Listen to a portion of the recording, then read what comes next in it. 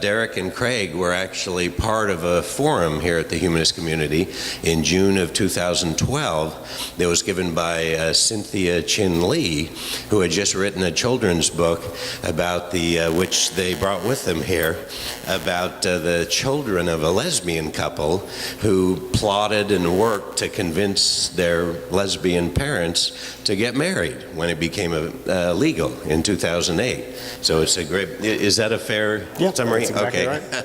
Right. And so she gave a wonderful talk here, including a rap at the end of her talk that was quite memorable about gay rights, I guess a gay rights rap. And anyway, so they were part of that presentation. And I think independently of that, I'm not sure, but Laura suggested several months ago that she had heard about this great bookstore and maybe been there, Reach and Teach in San Mateo, and said maybe they'd be a good speaker. And so, yeah, as soon as she mentioned that, I said, yes, they were wonderful when they were here before. So that's what brought this about, was Laura's suggestion. So, yeah, I'll just read quickly what's written here for it. The topic of their talk is Books, Toys, and Gifts for a More Peaceful and Sustainable World. And it's Derek Kikuchi and Craig Wiesner. And the summary is Reach and Teach is an independent bookstore in San Mateo which focuses on gender equality, sustainable living, and peacemaking.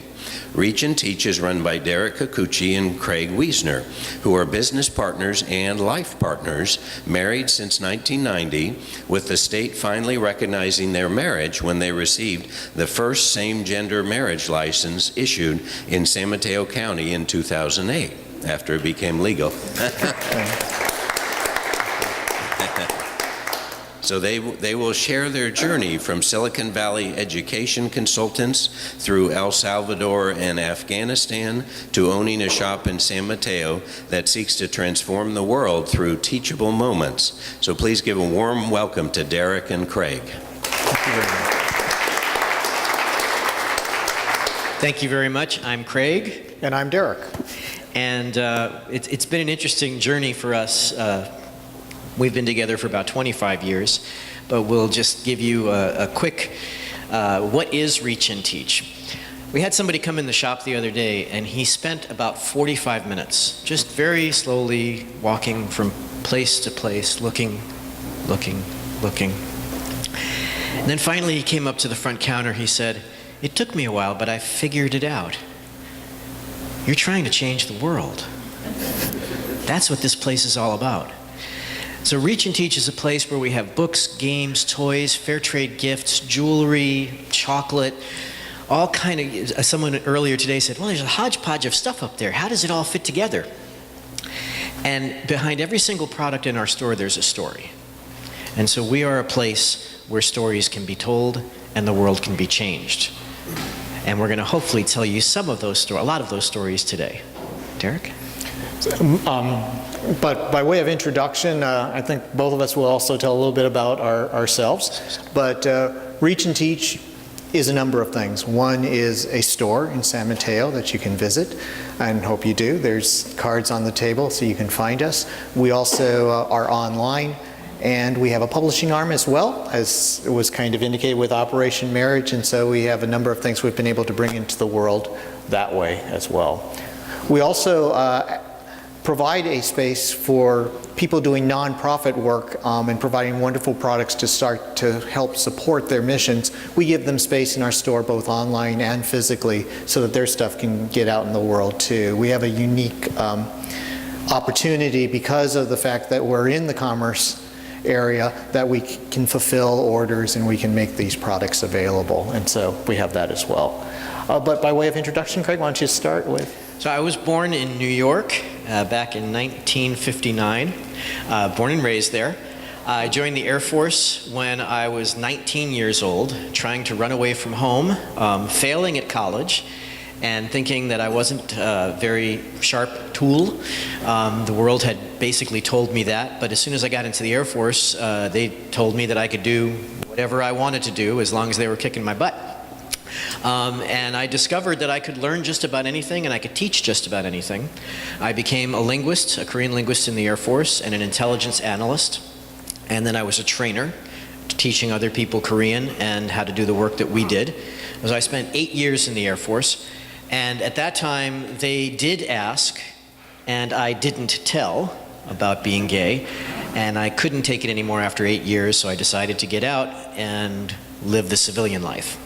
I started working for high-tech companies as a trainer and course designer, and in the midst of that, I had a roommate who dragged me to a pool party for Hewlett-Packard, and I met this guy, Derek. And I was born in Chicago but raised in Southern California, but have spent most of my adult life up here in Northern California, where I'm glad to be. And spent the early part of my career working for Hewlett-Packard in the high-tech area, which is why I was at that same pool party.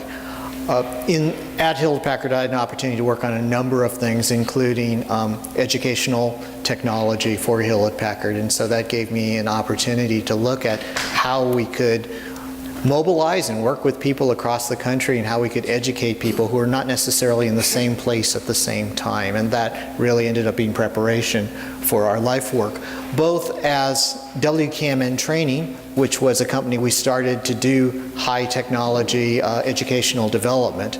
And that supported us for a number of years, and then our life changed.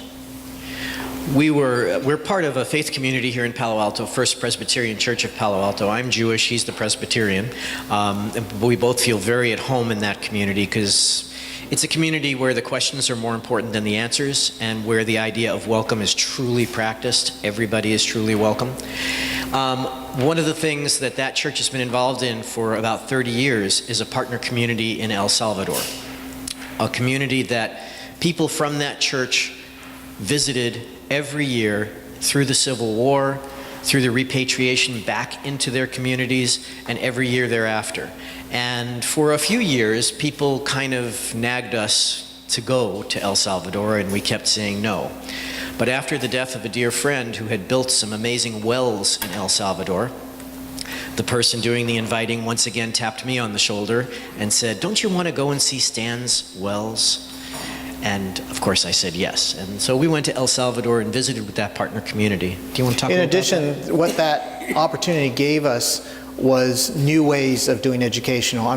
Not only was working with the communities inspirational, but the very way in which they educated themselves and made really major decisions that affected their community was really inspirational. In particular, it was there that I got some hands-on experience, and Craig and I got hands-on experience with popular education, which really was a very interactive way to basically engage with political and economic issues, even when literacy might not have been a commonly shared element of the people that were there. They would play games, they would do other sorts of things that really allowed them to understand the problems that they were facing. And that always kind of stuck with me, and being able to bring that back home and integrate that into some of the things we were doing was something that just really kind of stuck. We also spent a week living with families in this partner community, living in houses that were built out of just, randomly stacked bricks. These people had virtually no possessions, yet they were very happy. They had had horrible times through the Civil War and were always on, the edge of being starving, but they were loving and generous. And that sort of set a seed in both of our minds that something was not quite right with the lives we were living here. We came home and we went back to our high-tech work, and there was just something off. We just didn't feel right about it anymore. During that phase of our life, we were just kind of sort of compartmentalizing the volunteer part of our existence and what was paying the bills in our life. But we were kind of finding that the two things were starting to sort of separate out, and they weren't kind of holding together in our life. And so there was always this thing kind of working that somehow we needed to maybe fix that and find a way in which we could bring our vocation, our passion, and our passion, and really make that a true advocation and vocation that kind of fit together. And then September 11th happened, and like everybody around the world that experienced September 11th in some way or another, it kind of shook up our world again. And we were also working with some youth who were going through confirmation process and examining what we really all felt, these young folks and us, what our role in this world was. And we wrote statements of the answers we came up with, and the statements that we wrote and the kids wrote was, we really feel like it's time that we do something about standing between the people who are trying to kill each other. Standing up for peace, doing something.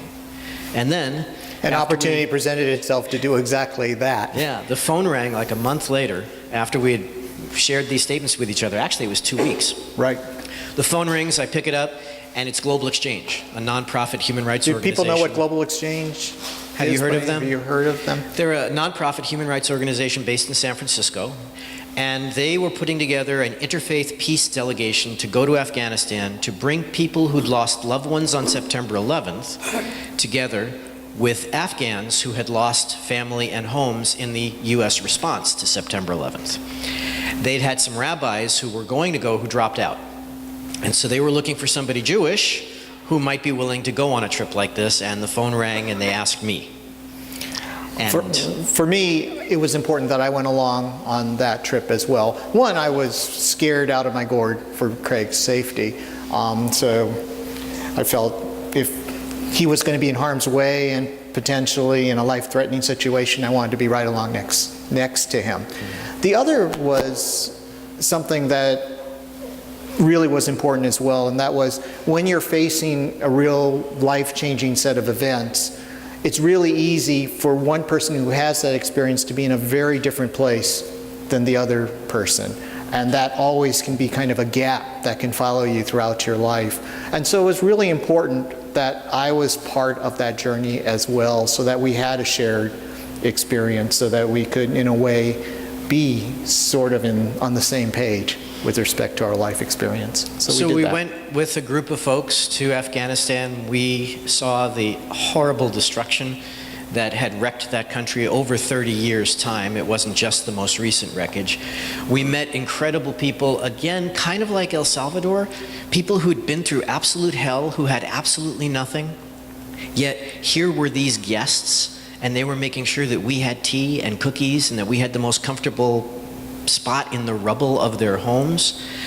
Again, that really shakes up the way you think about the world when you experience that kind of welcome. And we learned their stories. And the promise that we had made as part of being able to go on this trip was that we would carry their stories home with us, and we would tell those stories far and wide.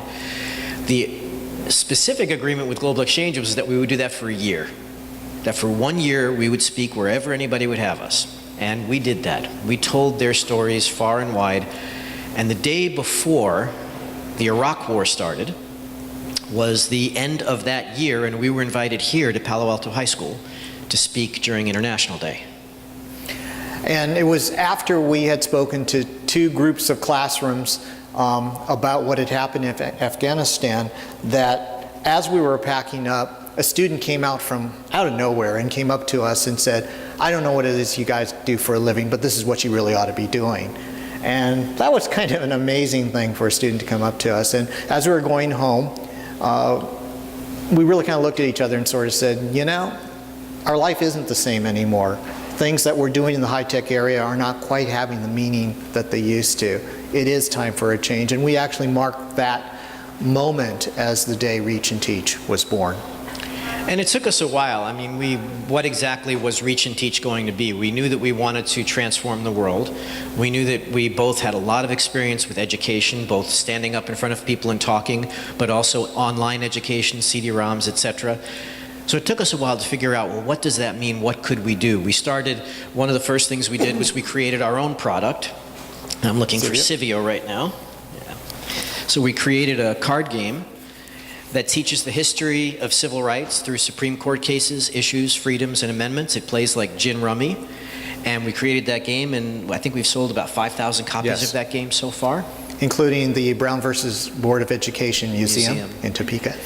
And one of the greatest things, sitting with a group of kids and teaching them how to play, and after about 5 or 10 minutes, they're starting to recognize certain cards as really important. And About 15 minutes goes on, and one of the kids who's enjoying playing looks up and says, "You know, if I didn't know any better, I would think you were trying to teach us something here." Ultimate compliment you can ever Ultimate get from the compliment. game. And then that same kid at the end of the workshop, we were there for about an hour, we asked, "So what do you think of the game?" He said, "Well, it didn't suck." It made us feel good. So that was one of the first things we did. We thought we could create our own products. But as soon as we had that product and we put an online website up and started promoting it, I thought, well, we can't just walk around with one product. There must be other things out there that are valuable that aren't getting the attention that they deserve. So we started to work on becoming a one-stop shop for treasures that help transform the world through teachable moments. As part of that also, we were noticing that certain things that were really good and doing good in the world might get sold by Amazon at 80% off, 20% off, whatever. But Amazon would lose interest in it. And it was just important to make sure that those key products that made a difference in the world, those key books that made a difference in the world still existed. And so part of our role in Treasure Hunters is keeping track of these things and making sure they don't fall off the face of the earth. So one example is there's a nonprofit organization called United for a Fair Economy. You might know them.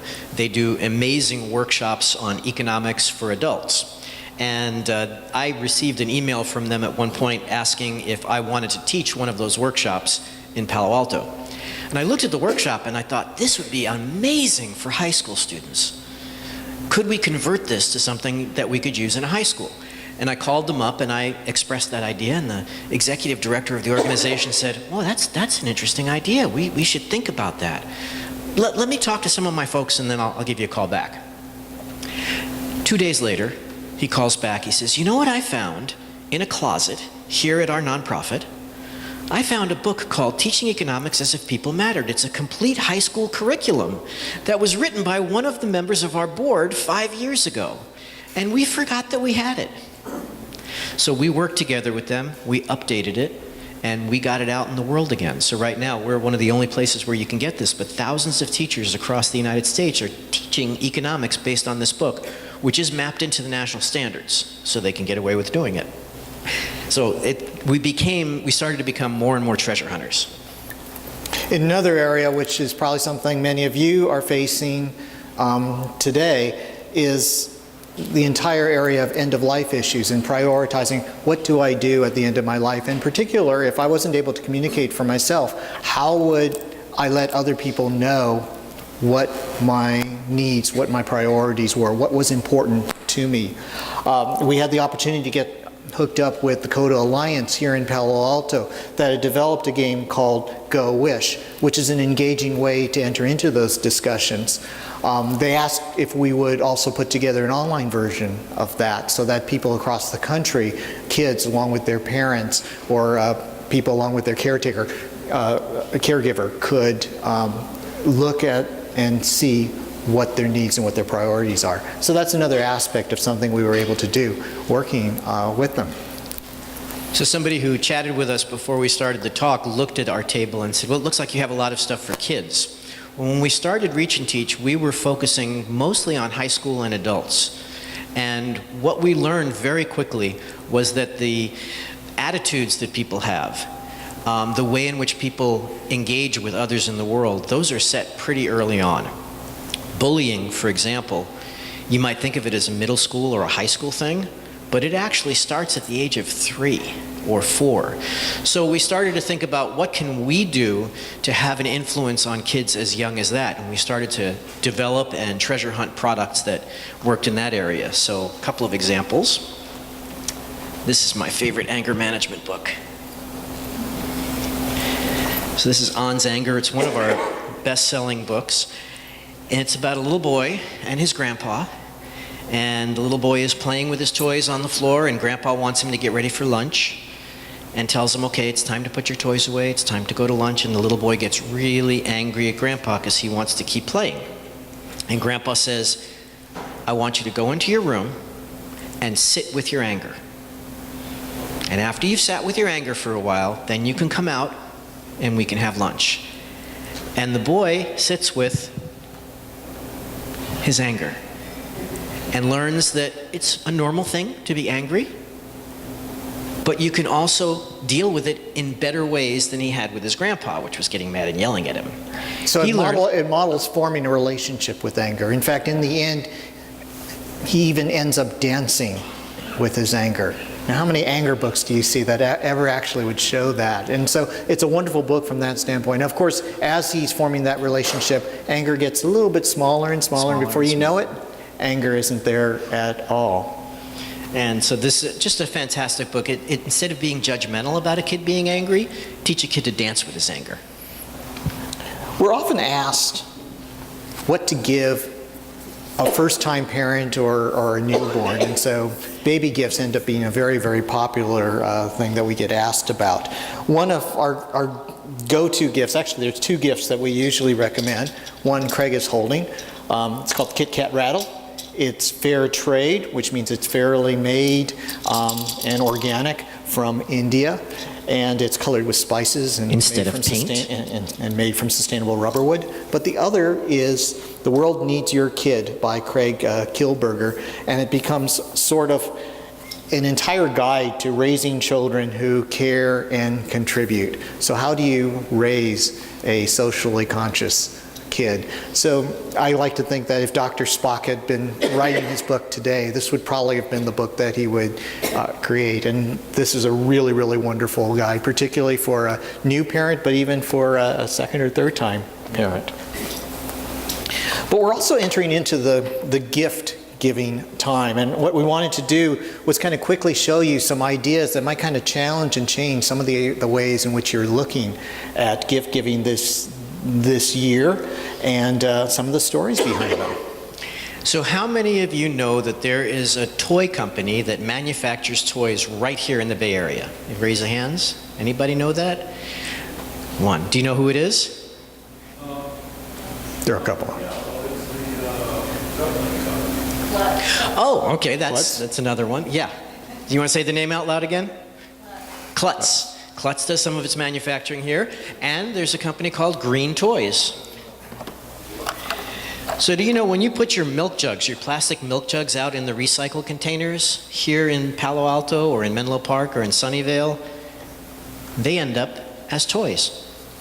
Green Toys was started about 7 years ago, and one of the first products they made was this tugboat. And this is one of their newer which is really products. kind of fun, because not only is it a great bath toy, it floats, but it's also a great kettle, so it makes washing hair really fun too. The one thing we really like about Green Toys too, besides the fact they're awfully nice people to work with, is the fact that all of their toys are dishwasher safe as well. And being made from milk jugs, they're BPA free and they're safe plastic, and so that makes it kind of cool. And as a company, they also are committed to employing people who otherwise would have a tough time getting jobs. So people that are coming out of the prison system, developmentally disabled folks, they make sure that they can find work too. Another made in the USA company you might not know about is K'NEX. K'NEX is kind of, if you know Lego, is one form of building things. Well, K'NEX is another form of building stuff, and Derek built this Ferris wheel just the other day out of K'NEX, and they make everything from little tiny models to giant, wonderfully educational sets of pieces that you could turn into 40 or 50 or 60 different creations. What we like about K'NEX, beyond the fact that they're made in the US, is they encourage creativity. They provide you with X number of things that they show you exactly how to create, but then they inspire you to use their parts to create just about anything your mind can imagine. Another construction type toys, because that usually tends to be a very popular thing people ask about this time of year, is Scallops. Scallops is made in Silicon Valley. In fact, it's one of the few products you'll find that will have a little seal on it that says made in Silicon Valley. It was created by two Caltech engineers and includes these little pieces called scallops that can connect together, and you can build house of cards or even more exotic things with the cards. So the first construction you can always do is like 4 cards just like this, and oops. And then you can spin it on the table. And what's been so much fun is watching kids walk into our shop, and we have a big bucket of the scallops and we have the cards out, and they just start creating. right out of their minds. They just build something. One kid built this incredible hat for himself that went all the way up to the ceiling. Another kid built this shield of armor that he could wear over his shoulders. Just seeing kids without really needing any specific rules just start to play is one of the things we love. And the key about our shop is every toy, every game, everything that we have open. You can play with it. You can try it out. We'll have someone come into the shop, a grandparent or an aunt or an uncle, and they'll start looking at something and say, I'm wondering if my niece will enjoy something like this. And I'll ask, well, where's your niece? Oh, we live just, a few blocks away. Bring her in. Don't buy something if you could bring her in and see whether or not she's going to engage with it.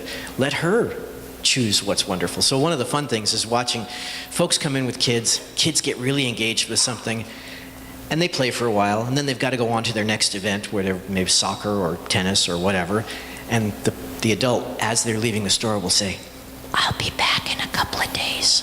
Put that aside. We love when that happens. One thing that we're really trying to model within our environment is what came out in the introduction, what Craig had said, that storytelling is a very important part of, for us, peacemaking and what goes into peacemaking. A lot of conflict as it exists really can start to be overcome in terms of bridges by developing storytelling skill, which we're really starting to feel like we're losing as a culture. And a lot of that reason is because we're more consumers of stories rather than producers of stories. And so it's been a very important mission for us to try to have games out there that are really able to encourage storytelling for all ages, whether it's Telltale, which is just picture cards that promote storytelling, Write Me a Story, which uses stickers to promote storytelling, or even for older kids up through adults, Once Upon a Time, which is a great storytelling game.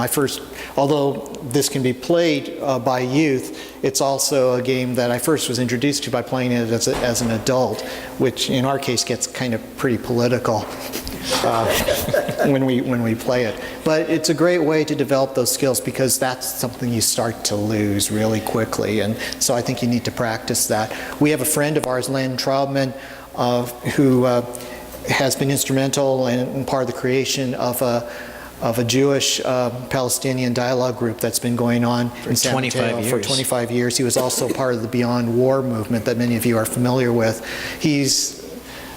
The quote he's given to us that he often says is that the shortest distance between two people, or an enemy and a friend, is a story. And so that's really something that we really feel is important for us to do. A lot of times folks will be chatting with us about watching the news and feeling like there's no hope. And what are we going to do? How do you make peace with people? And Len and his wife Libby Traubman, they really have taught us that there can be peace, but it has to be through storytelling, through two people who've had an experience different from each other, sitting down and telling each other what that experience was. Politics too often is just opinions. Well, here's my opinion, here's what I think about that. But it's so compelling when someone says, well, here's my experience, here's what happened to me, and this is why I feel the way I feel. So storytelling has been a really critical part of what we've tried to teach in our shop. Fair trade and ethically produced products is another thing that's just kind of the baseline of what we want to accomplish with the products that we want to get out into the world. How many of you are already familiar with what fair trade is and what fair trade means? Would you like to give a quick definition for fair trade? Me? Yeah, Midge. I bought fair trade products, and as I understand it, they're mostly run by co-ops in countries where you can support the poor community by buying these products, and they're also organic, and they have coffees and teas. Those are the only products I think that I know of. Mm-hmm. Good. So let me add on to that, which is the fact, thank you very much, Mitch. Fair trade is both a brand and a certification, and they're tied together. The reason fair trade exists as a label, and it can only be called truly fair trade if it's registered through a set of organizations that register and certify fair trade. It's a very strong brand. It's intended so that you can go into a market like Whole Foods or someplace else and know by looking at that fair trade label that it has met a certain level of humanitarian and economically just ways of being produced. People are being paid fairly. The people are kept safe doing it, which is the reason why many things, particularly food that is fair trade, is also able to be certified organic. Many times as well, things like chocolate are even able to be certified kosher because of the fact that the same things that protect workers, that can protect the people producing it, and they do tend to be smaller cooperatives, are able to also make a better and healthier product for us as well. So the important thing to know about fair trade when you see that label is that it is a certification and it is a brand. That doesn't mean that there aren't other ethically produced products out in the world. This is intended so that if you don't have a direct relationship or direct knowledge of an organization or a product, that you can use that fair trade certification as a way of knowing that certain standards have been met. So our commitment is to ethically and sustainably made products, and when they're fair trade certified, that means that somebody else has taken care of knowing and making sure that there's no child labor, that the people are being paid well. We also source products from nonprofit organizations directly, like this one, this beautiful scarf. This is made in Guatemala, and it's a nonprofit organization called Limited Horizons Ixil, and that's the town where they do their work. And the women in that town are very impoverished, in that community are very impoverished, and therefore the children in those families rarely get to go to school beyond the 4th or 5th grade. And what Limitless Horizons wanted to do was to make sure that all of those children were able to go to school. So they started by empowering the women who already were pretty good craftspeople to turn their crafts into a sustainable living. And they've been working there for about 10 years, and they've managed to double the income for the families who are able to participate in the program.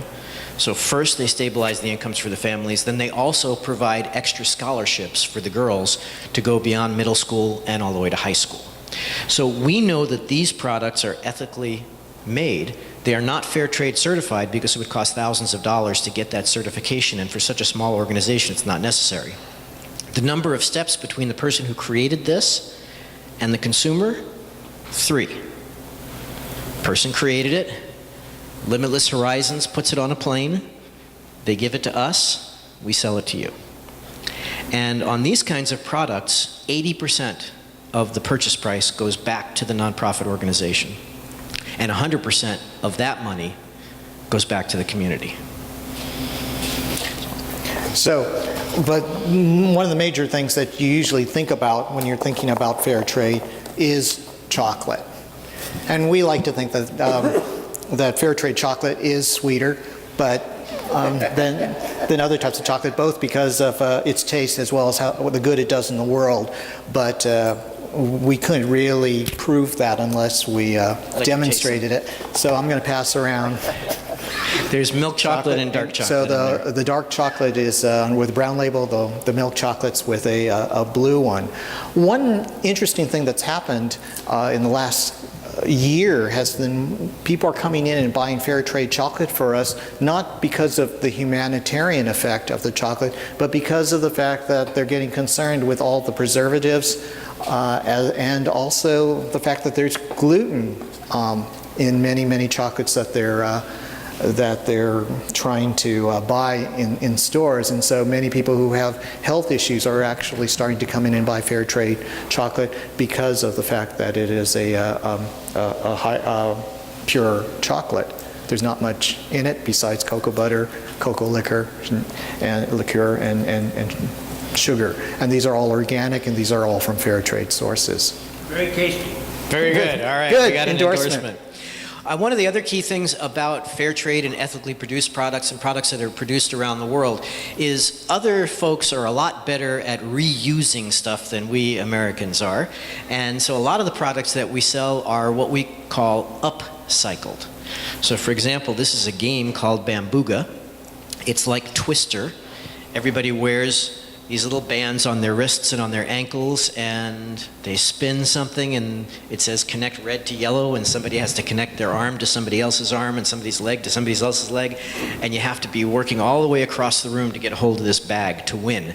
It's a cooperative game where everybody wins together, but it's a lot of fun.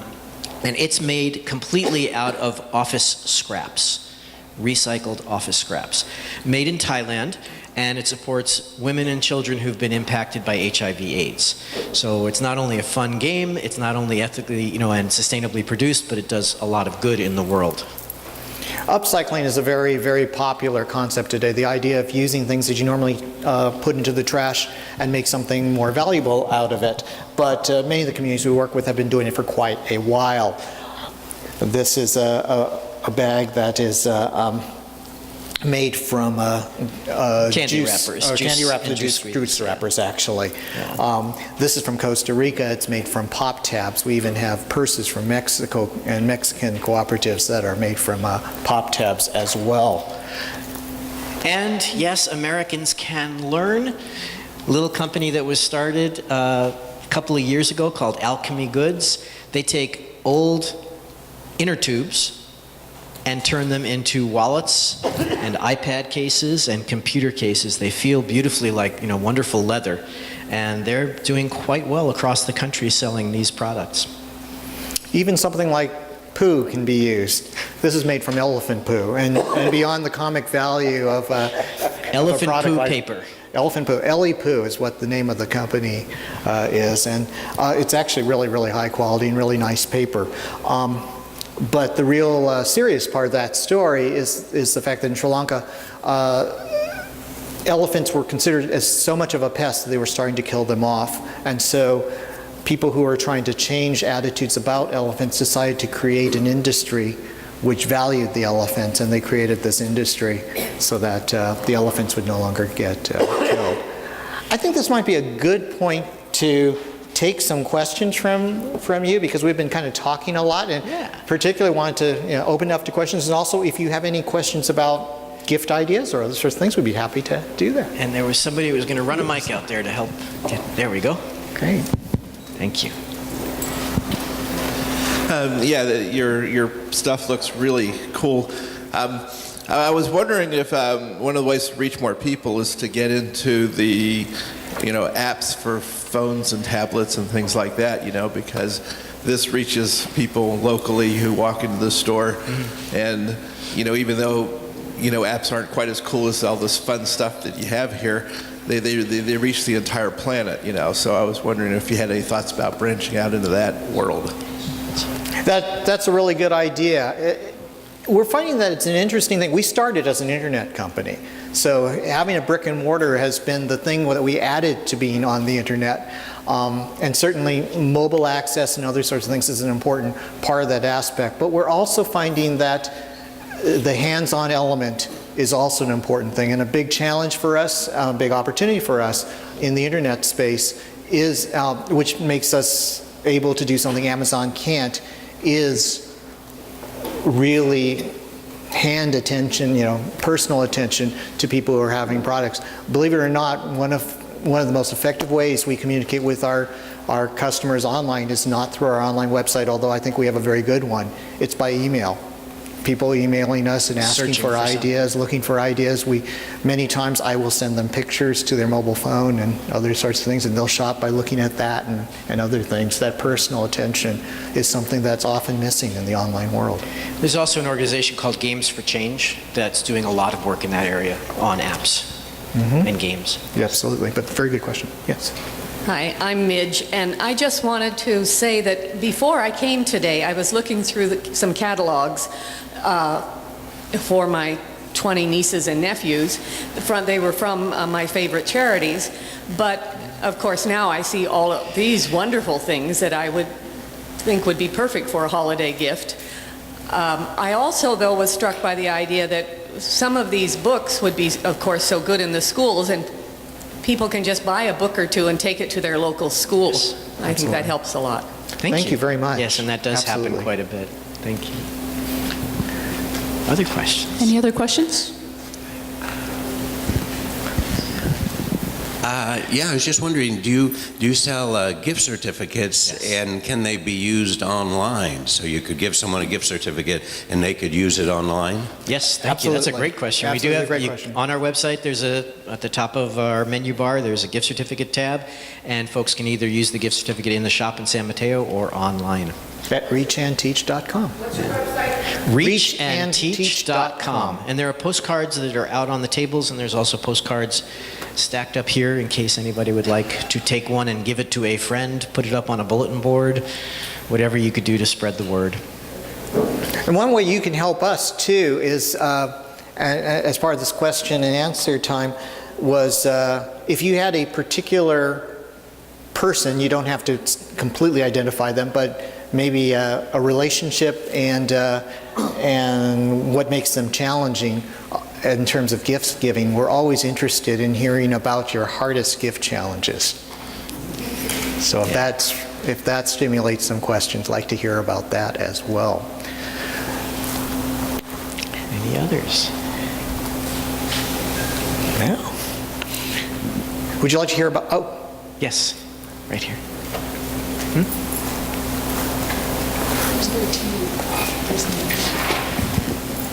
How about just sending you a list of people, a couple of sentences about each one, and a fair-sized check, and say, I'd really appreciate your help.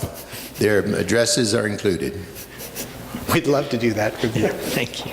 We'd love to do that. Yes.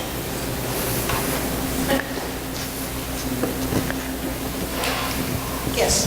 Thank you. In answer to your question about questions that we might have about buying toys for kids, an increasingly large percentage of kids these days are ASD. They're on the autism spectrum Yes. disorder. And I'm wondering if you carry particular toys for that, or have suggestions, or whatever. Thank you for that question, because we kind of fell into a situation with our store almost accidentally, that we were finding that parents with kids with ADHD and kids on autism various spectrum. parts of the autistic spectrum were gravitating to our store. And we were trying to understand why that was occurring, because that was not something we had planned at the beginning. What we found was that many parents, particularly with kids in the autistic spectrum, tend to, sometimes out of desperation, sort of have their kids playing video games and other sorts of things, because that's the easiest thing to focus their attention.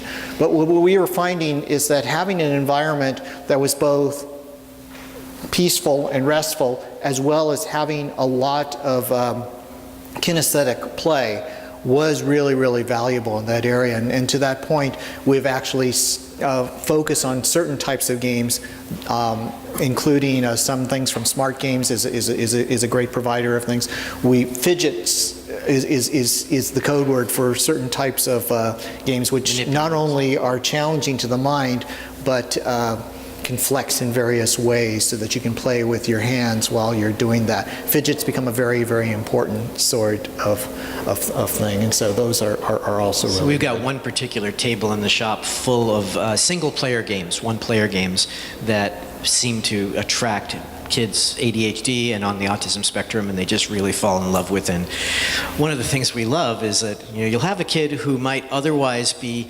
overactive, come into the shop, find a game on the table, and just start playing and enjoying, and the parents are able to browse books for a half hour, and they just really love that, and they keep coming back. And I think one of the things that's really important, though, which kind of transcends the toy itself, is a good toy can be played in a number of different ways.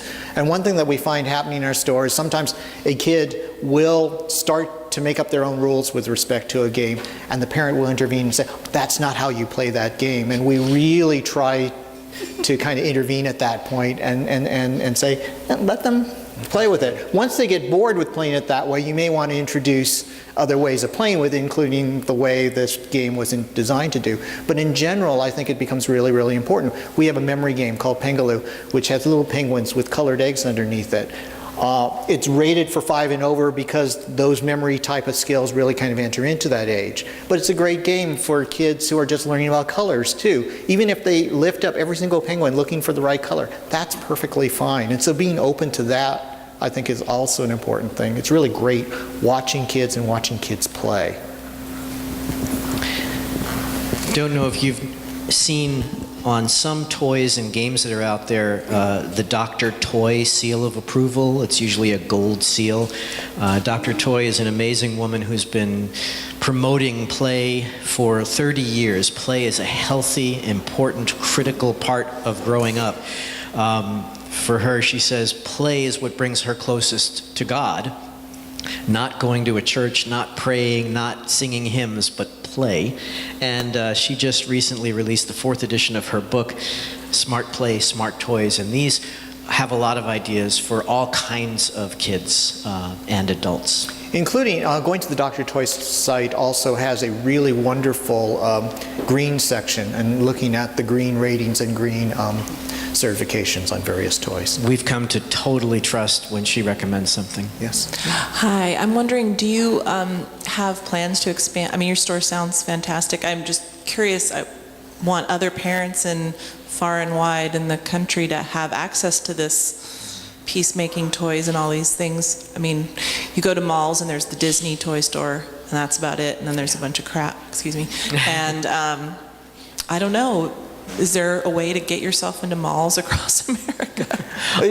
The form of our expansion, if we are able to expand, which would be really wonderful, is going to probably be less in terms of malls and more in terms of being able to have groups of people across the United States who want to take a corner of their bookstore or a corner of their business and start to offer alternatives in terms of toys, books, games.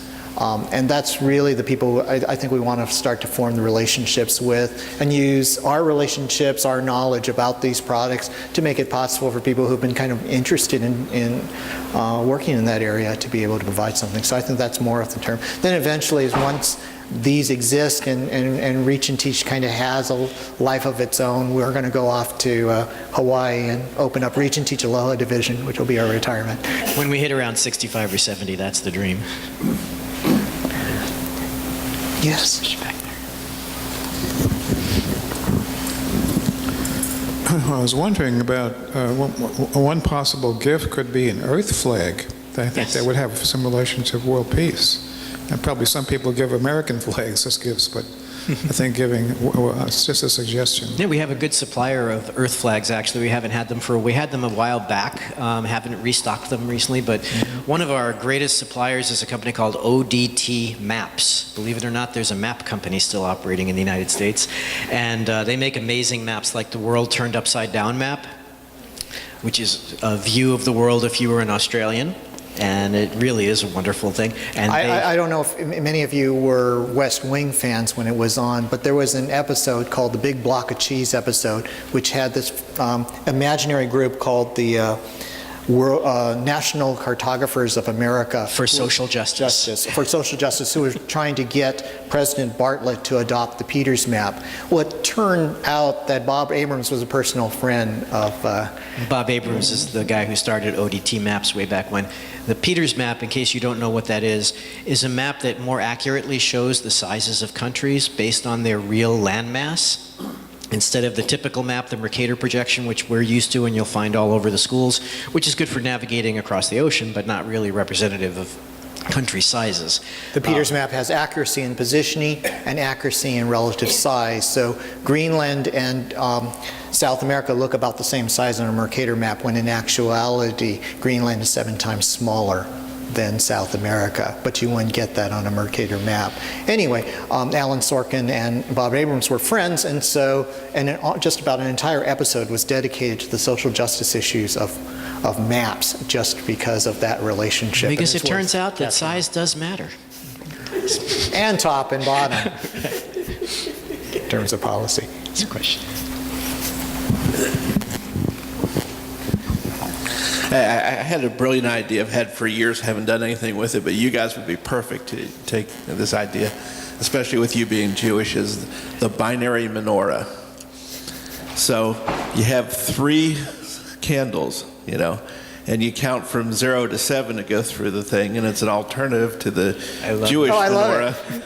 You know, it uses less candles, and it teaches kids binary. I love it. And the perfect Silicon Valley And, gift. and it right? would take nothing for to design something like that. I think I would just give you that idea. Thank you. Oh, thank you. Run with it. Thank you. I'll check uspto.gov later today to see if somebody's already patented it, but if not, we'll grab it.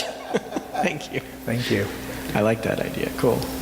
All right, it has to be soy candles, by the way. That way we're not, hurting the bees. So thank you very much. What you saw here is just a tiny bit of what we offer in our space. 800 square feet that you could literally spend hours in. And we hope that you will come and visit us at 25th Avenue in San Mateo. It's a great little old-fashioned block with restaurants and shops and 17 nail salons. But wherever you do your holiday shopping this year, if you do holiday shopping, I hope something that we said here today gets you to consider some alternatives and alternative ways of using your dollars this year in gift giving. Thank you.